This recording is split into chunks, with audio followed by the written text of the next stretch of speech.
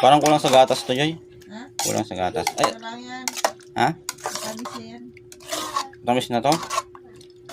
Lagyan mo ang sukal. Hindi, wag na. Baka sobrang tamis. Pangit pag sobrang tamis. Yung isa malaki, sobrang tamis yan. At tama na yan. Wala, kanay. Inaamoy mo lang yung bubot. Amoy ko bubot ko.